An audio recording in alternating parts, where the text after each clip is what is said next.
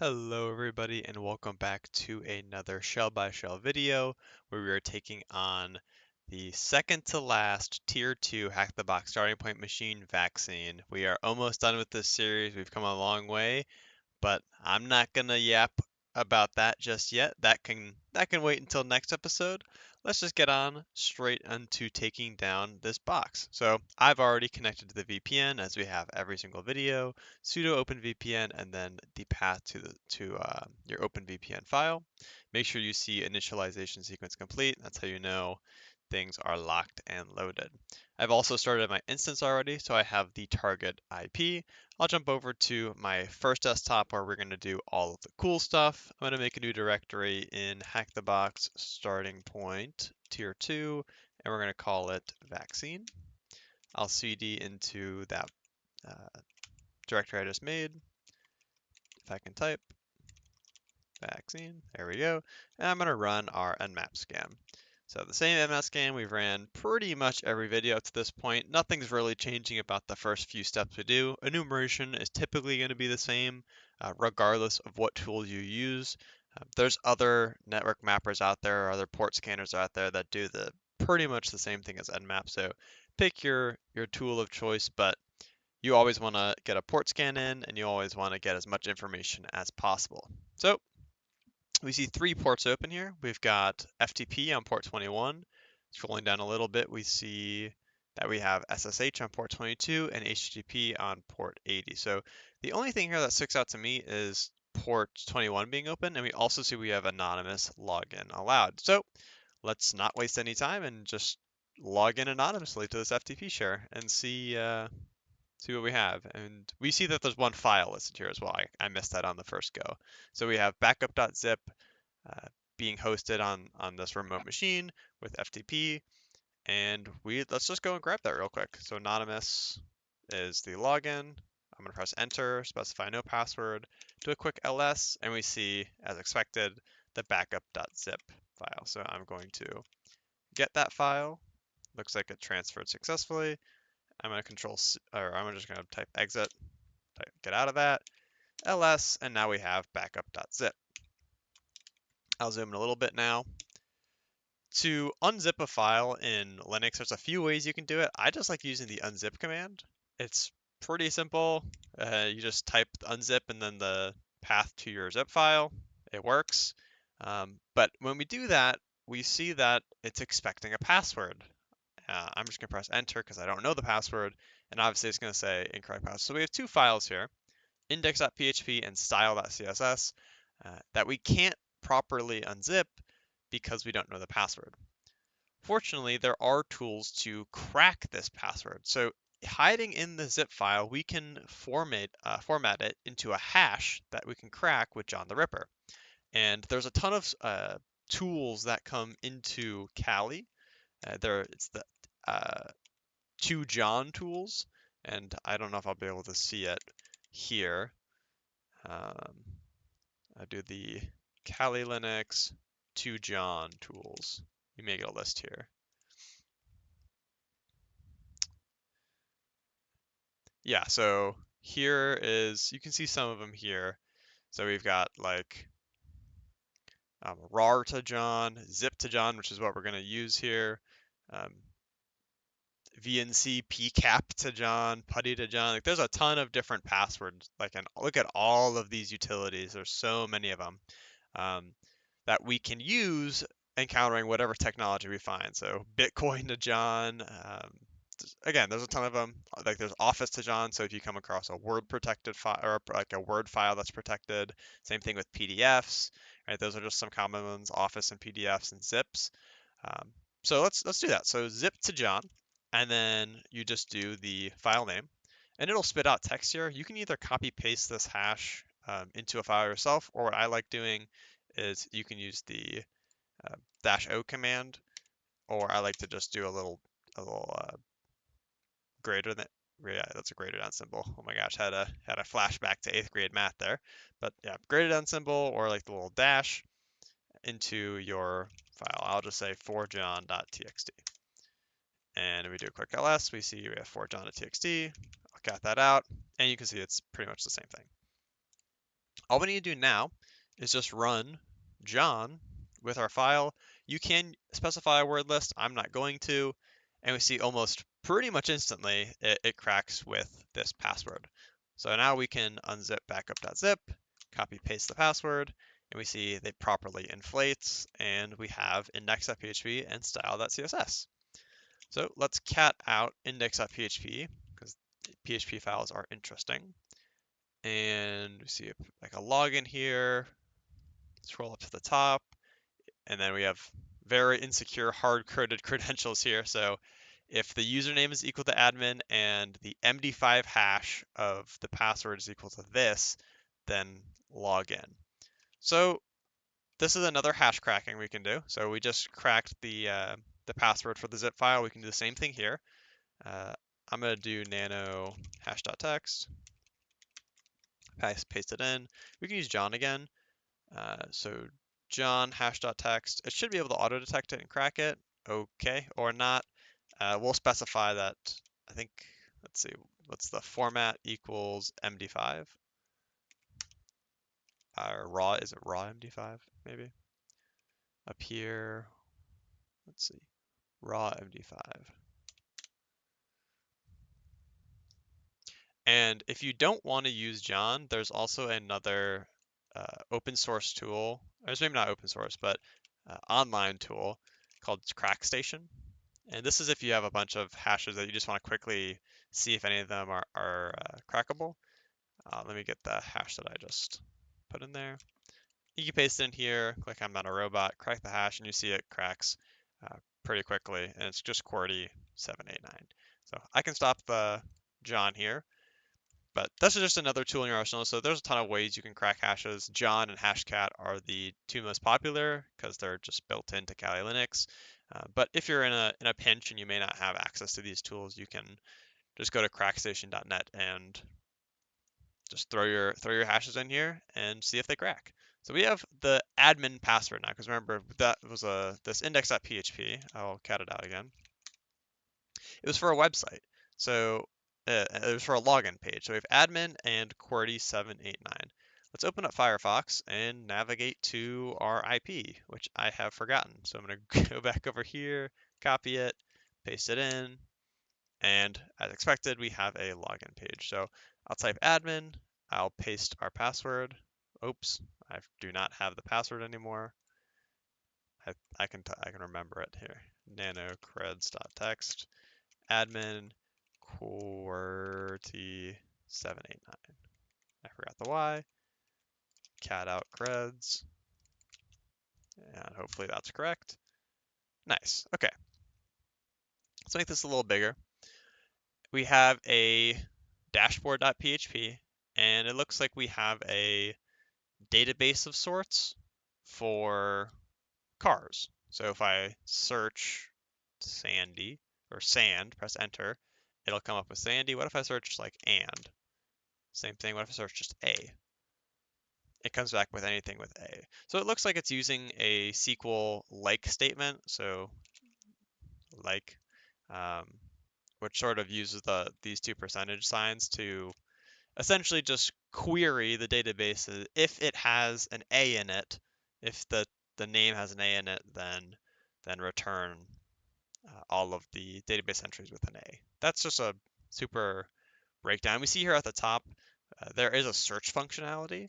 So it is querying the database for whatever we type here. And whenever we're dealing like direct interaction with the database through the front end, I always like to test for SQL injection just by typing a single quote here. I'll click search, and we see that this is looking good for us. So if we get an error like this, unterminated quoted string at or near line 1, select all from cars where a name like, yeah, so this is pretty much what I said here just a bit ago. So it's selecting from the database, so from the cars table, where a name is like, and then the 2% signs sort of show on either side of the search, try to match. So again, with that A example. You can try a bunch of simple, you can go to SQL injection cheat sheet. Any of these are all good. Scroll down. Maybe not this one. I like to use the one from GitHub. So this one, okay, it's not this one either, but there's a case in point here. There's a ton of different cheat sheets you can go out to and copy paste, but that's not the method I'm going to go. We're going to use a tool called SQLMap, which essentially does all of the manual SQL injection and enumeration that you'd normally do just automatically. So you can just throw it into a tool. The only problem that we'll face here, so if I go to SQLMap is really easy to use. SQLMap-help. There's a ton of options that we're not going to go through today. But we'll do SQLMap and then just, I think it's -u. Oops. -u for the URL. You have not declared a cookie while server wants to set it. So yeah, so this is the problem is it's going to send us to that login page that we originally went to, right? So we're going to try to log in, but SQLMap has no idea what the login credentials are. We can try to provide those, but to make our lives a little easier, I'm just going to go to Caido. I'm going to intercept a request and then use that request for our authentication into SQLMap. And that can sound a little complicated, but it's super easy. I'll show you here really quickly. So we go here. I'll turn on my proxy, and I'll search anything, and go to intercept. I'll make sure I'm queuing. So click the search button. I'll stop queuing. I'll turn off the proxy. I'll go into HTTP history, and we see we have our request right here. We can send this to a repeater and do, so like the one thing you can do is you can use automate, the automate tab in Caido, and you can like select this field and then shove a bunch of payloads at it. So similar to like ffuff or dir busting, it's the same kind of concept where you have a word list of either directories or subdirectories, or in this case, it would be SQL injection payloads, and you'd throw it at a certain parameter in your search. You can do the same thing with Caido, but we're going to use SQLMap, and you'll see it's great. So I'm just going to Control A, press copy, and then nano request.txt, paste it, Control S to save, X to exit. And all we need to do is SQLMap -request -r maybe. Let's see if I'm lucky here. It looks like I did. Okay, I remember the syntax. Nice. It looks like the backend DBMS is PostgreSQL. Do you want to skip? We can just say yes to this. Do you want to include? I'll just say yes again. And it's just go through, and you can see kind of what it's doing here. It says what it's testing. It's looking at the parameter. It's testing all these different things. I'll make this bigger and a little smaller. The text a little smaller so you can see it easier. But yeah, this is what SQLMap does. It'll go through, it'll test all these different parameters. And it's like I said, it's really easy to use. It'll prompt you for questions. So like, for example, it found this database management system of Postgres, and it'll ask, hey, do you just want to do Postgres payloads? And you'll say yes. Do you want to include all tests? We can say yes. It's going to keep testing here. I'm going to close Caido for now because it may cause issues. It looks like we're just waiting here. And we see get parameter search appears to be, again, Postgres. So and it appears to be injectable as well, which is awesome. It appears to be injectable for this method as well. Looks like it kind of froze here. I'm going to Control C out of this and run it again. Sometimes it can get messed up. And then I guess actually, I'm going to press Q to quit. To speed it up, I can identify, since it already identified PostgreSQL, we can just put it here in the original command and just make SQLMap's life a little easier, speed it up a little bit.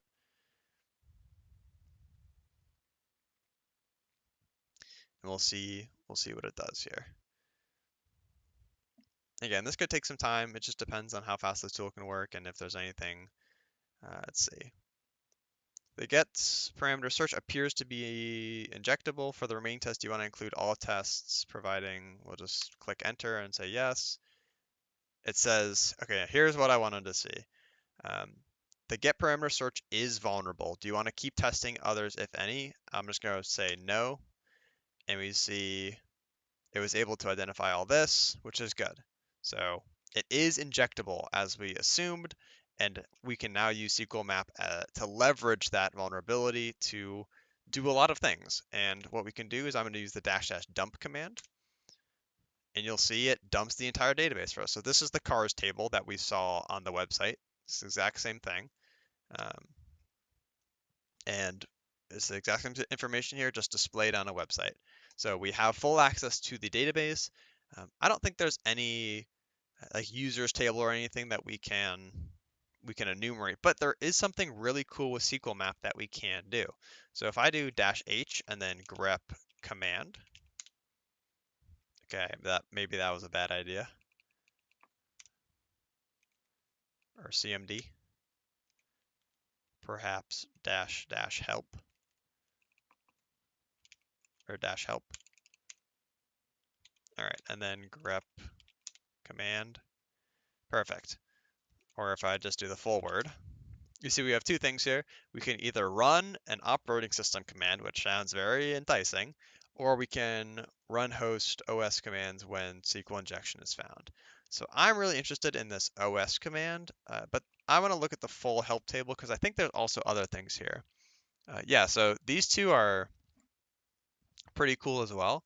So we can get an operating system shell. I kind of want to try this one. Or we can prompt for a OOB shell, Metropo VNC. So just different types of shells. But let's just go for the OS shell really quick and see if it gets us anywhere. Oh, that's weird that I copied that on accident. So instead of dumping, we're going to --os shell and see what happens. I haven't tried this before, so let's see what happens. ID. Interesting. Okay, that's awesome. So we now have a shell from our SQLMap command. Very cool. So yeah, it's showing the output of our commands here. Though I will say this is a little clunky. I'm not a personal fan of the shell because you have to press yes every time. I'm sure there's a way to turn this off, but um, like what if I do Python 3-g? Like what if I try to get a better shell? We are learning together here because I have never used this particular SQLMap function. It looks like it's like a sudo shell of type, so it can't actually run a lot of the commands that we want, which is okay. So let's just get out of that and get it again. I want to get a reverse shell to get it just a little more proper. So I'll go to rev shells as always. We'll do bash, no encoding, and 1546, 444 looks good. Uh-oh. Might be having trouble here. If I close it, try again. Make sure I actually get the command right. This looks right. I wonder if my machine died from all the baloney I was putting it through. It's possible that the command I ran killed the machine. Yeah, maybe maybe I killed the machine. So let's see if it's still alive. It's still alive, but I think I may have done some corruption to the database in accident. So let's see here. Connection timed out. Yeah, so I'm going to reset my machine here, and then we will be right back to continue hacking with SQLMap. Alrighty, the machine has been properly reset, and it should be a different IP. Yeah, it's going to be a different IP, so our command is going to differ here a little bit. I'm just going to nano the request.txt and change the host here, because that's what it's pulling from. So I'll paste the new IP in here and the referrer right here. We may need to go in and get a new cookie as well. We'll probably will. Let's let's see what happens. We got a redirect. Yeah, so this is redirecting us to the login page. So we're gonna have to go back in. Let's log in one more time. So admin QWERTY789. And then, oh man, I shouldn't have closed Caido. Dang it. Start.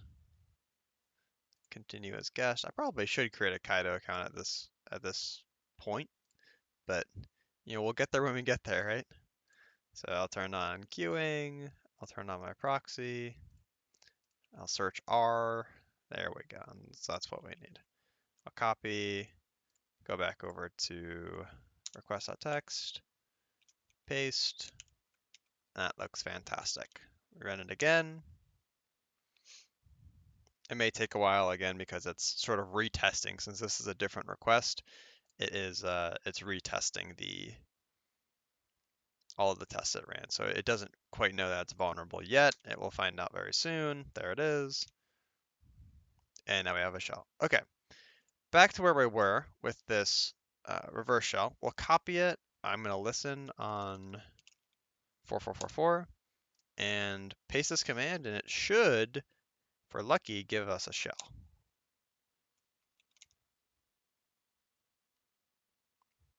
We are not lucky, it appears. And I assumed this could happen. So let's try, is there a which? Because I don't know if this is actually executing commands or if it's just like sort of an LFI shell. I'm going to try a netcat. Since netcat is on this box, I'm going to try a netcat shell. Just trying different shells. No op-ed. Okay. I'm going to exit out of this. Exit. And instead of running os shell, we're going to run the os command that we saw earlier. So I do who am I? We see a similar thing, and we see our postgres. But with this, I'm more confident with this command line sort of flag than the shell, because the shell seems a little much for what we actually need. Let's go back to the bash shells. Let's do the bash /i or -i. Maybe I'll go to just sh. Copy, paste, and you're gonna have to put quotes around this because of the wonkiness with the @ symbol or the ampersand. Enter. And we see it's still having trouble. And this is because with all the spaces and all the special characters, there is sometimes that the database may not be able to understand what the request is, and we can't actually execute this this OS command. And to do this, and I kind of showed it earlier, to actually get it to properly execute how I want, we can encode it with base64 and then decode it later when we're actually running the command. So I'm going to copy this, and I'm going to get rid of this line and see if I remember all the special things. We're going to keep the single quotes. I'm going to echo and then a double quote that base64 string, and then I'm going to pipe it into base64-d and then bash. So we're essentially echoing out the bash reverse shell here. Then we're decoding it. So because this is in base64, we're decoding the base64, and then we're running that decoded base64 shell into bash. So hopefully this works. And there we go. Fantastic.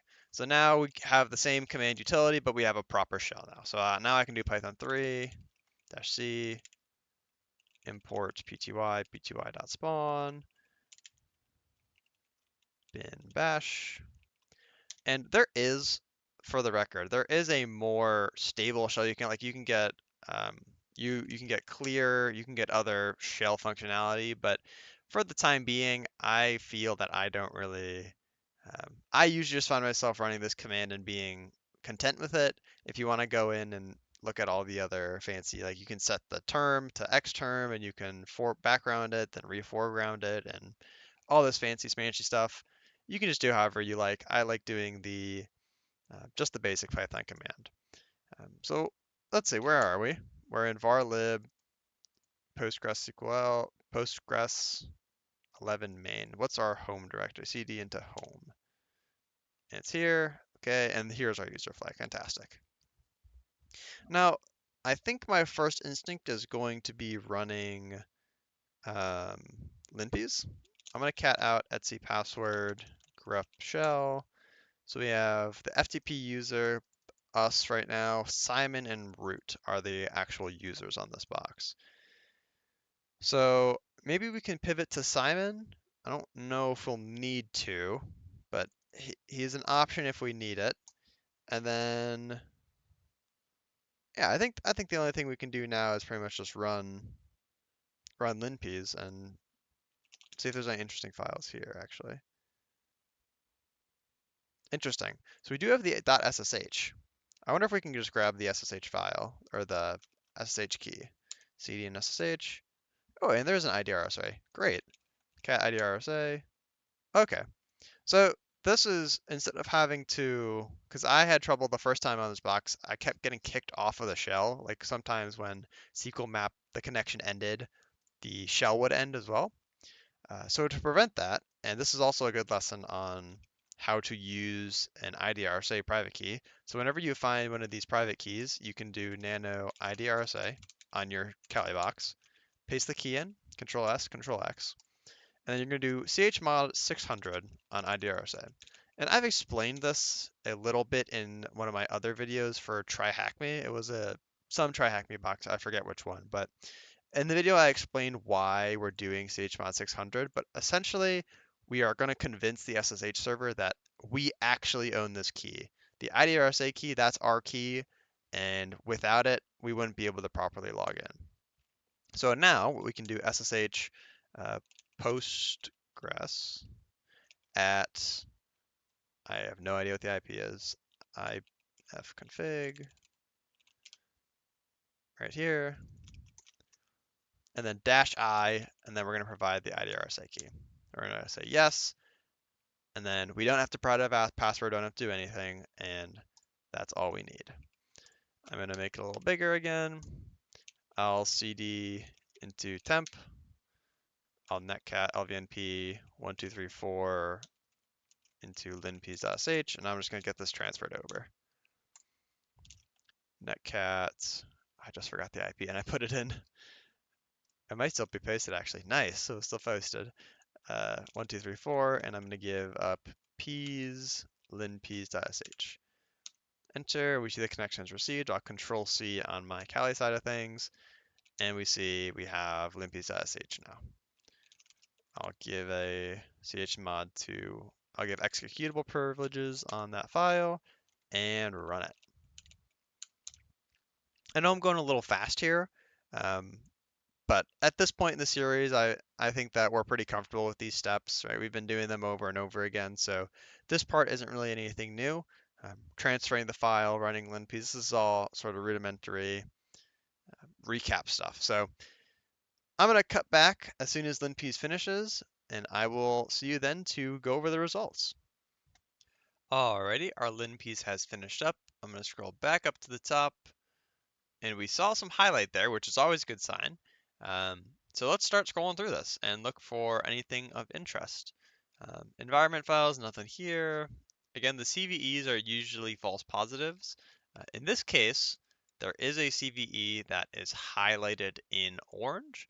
We can put that in a Google search for now, but I will tell you, to prevent wasting your time, this is actually not the escalation path. This is just a rabbit hole.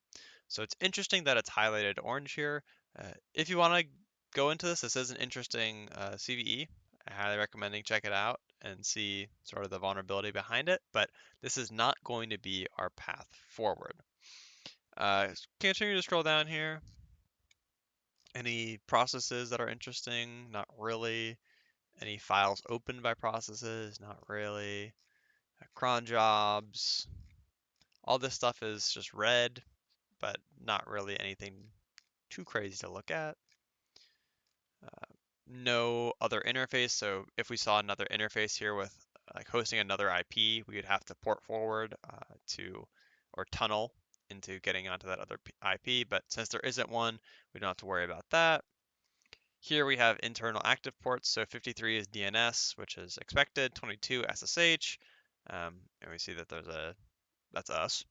And then we have 5432, which is actually Postgres, the database that's running on this machine. So this is all default and expected. Continue scrolling down. We saw this last video. This is kind of a 50-50, but usually it doesn't really matter. Keep scrolling. Software, PHP extensions. Maybe sometimes there's stuff in these config files, but it doesn't look like it this time. Continue scrolling. Again, some of these settings matter. Like this is just all the FTP stuff. Anonymous upload is enabled. Like we can make a directory, but we already exploited that part of the box. Continue scrolling. We have a Postgres config file, which could be interesting. I'll copy that and I'll put it over here just for notes. Or I can, for reference, by the way, I use an app called Notion for notes. I may start showing them on videos and how I take my notes. It's kind of an interesting process, and if you're not taking notes during these boxes, you're doing yourself a bad favor. You're not doing yourself right, because referring back to this stuff, I can't tell you how many times I've referred back to my Notion and like that base64 shell, for example, that we got earlier, getting that syntax right and making sure I had all the pipes and the quotes and stuff, just making sure you're double checking yourself and ensuring that you're doing things right. So having a constant note is a good idea. Here's what we found earlier. So this was the SSH file that we're able to log into SSH with. Keep scrolling. Here's all of the quick wins. So this is how we did privilege escalation on the last video with SUID and an unknown binary, but there's no unknown binaries here. Capabilities. Any scripts, but these all look pretty default. Searching root files in home directory. var www.html dashboard index. So this is the website we saw earlier, and actually this makes me think we should check this out, because if you remember, on our admin dashboard, this is a database. This is a database. It's pulling from a database. So somewhere the front end has to be interacting with the back end. And from what we saw so far in that backup.zip file in the FTP, the credentials were hard coded into the PHP file, right? So that was the index.php. That was the login form. What if the same thing happens here for the dashboard? Remember, the index.php held the admin credentials, and since this is interacting with the backend with our database that we pulled earlier, I wonder if we get the Postgres credentials from this. So let's go into this directory, and I'll make that into my notes. They're not really notes, it's more just things to check out. But I don't think there's going to be anything much here. All this is red, but again, just weak permissions, and usually when it's just weak permissions, there's nothing to go off of. Scroll down, and that's it. All right, so let's look at our notes. We have this. I can cat this out really quick and see if there's anything here. And we see, yeah, nothing here. But let's go into the HTML folder, ls. And yeah, so here, just for reference, calling back to the video earlier, we were able to grab the admin username and password. What if we can do the same thing for the database username and password? So dashboard.php is what holds the database. And we scroll up to the top. Or we don't even need to scroll up to the top. Yeah, right here. So as expected, we have to make a connection somewhere out to Postgres, which is PG.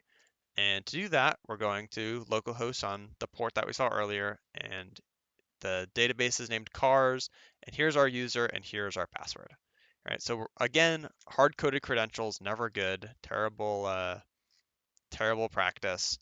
Never do this, because if someone gets access to these files, we now have, like we can now log into this user as, we already had the Postgres SSH key, but now we have the Postgres password. And the first thing I do when I have a password is I want to check the sudo-shell permissions. And yeah, so it'd prompt you for a password. If we tried to do this before, we didn't know the password. So now we do. We can paste it.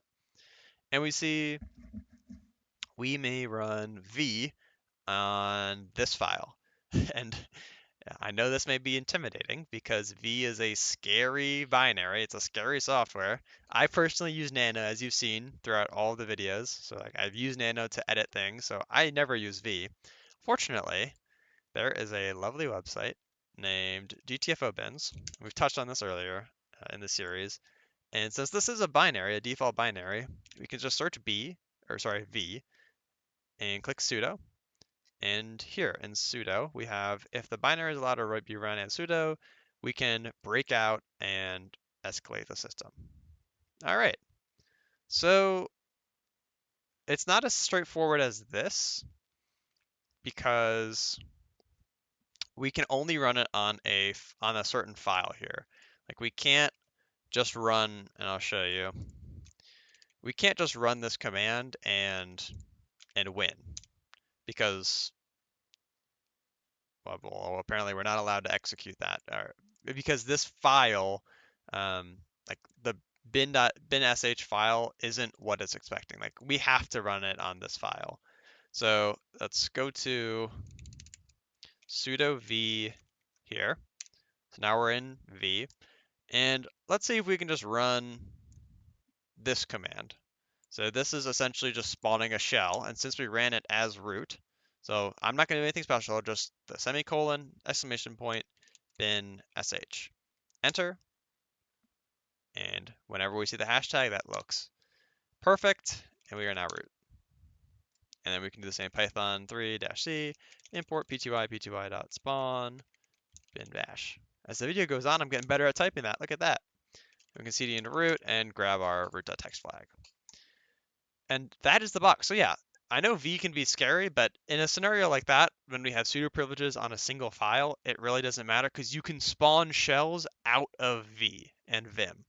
So by running this colon exclamation point bin bash or bin sh or whatever shell you want, you can successfully break out of our current user, which was Postgres, and get straight into root because we are running V as root. So our default shell, our default permissions are going to be root for whatever we do inside of that file. And in this case, inside of the file, we executed a shell and we were able to, as you can see, successfully break out and escalate our privileges to root. But that is it for the box. So hopefully you enjoyed. Let's hop over to desktop 4 and we can start answering some questions. So for task 1, we have, besides SSH and HTTP, what other services hosted in the box? This was FTP, and this was the anonymous login, which I think is what the second question is asking. We don't have to, we can log in with any password so long as we provide the anonymous username, which is what we saw, and we downloaded backup.zip. And then what script comes with John the Ripper, the John the Ripper toolset, and generates a hash from a password-protected zip archive in a format to allow for cracking attempts. And this was part of the utilities that I showed a little earlier in the video. So there was a ton of them, but in this case it was zip to John. What's the password? You can go, after you crack it, you can go and copy paste the password. Don't want to put it here. What option can be passed into SQLMap to try to get command execution via the SQL injection? I think it's looking for OS shell here. So it used OS shell. I tried that out. I find that just using the OS command is frankly easier, which is a little counterintuitive because this actually gives you a shell, and you can probably run commands off this fine. I might have just been being silly, but who knows? OS shell for that one. What program can the Postgres user run as root using sudo? After we found the Postgres password, we knew that we can run sudo-l after that, and therefore we found that it was V that was being run as sudo. And then we have our two flags here. So this one is in the Postgres home directory, which I think is var lib Postgres, and then this one's obviously in the root directory. So Hopefully you enjoyed something. I know this is probably one of the lengthier boxes I've done, but there's a lot of detail here, a lot of things to get right. So hopefully you took notes and you followed along with me because this was one heck of a box and I sure learned a lot. Hopefully you did as well. Hope you enjoyed at the very least if you're binge watching these. Hope you enjoy it. And next week is when we have our very last shell by shell box before we go into the VIP ones. But I don't know. As I mentioned in the first video, I don't know if I'm going to be doing these VIP boxes simply because I want the audience and I want you guys to follow along with me. And since you need a subscription for this, so it just won't be accessible to everyone. But yeah, I hope you enjoyed vaccine. Hopefully you tune in next week for the conclusion of this shell by shell series. It's been a blast. But next week we will take on unified and close out this series. Hopefully you enjoyed. Hope you have a lovely day and happy hacking.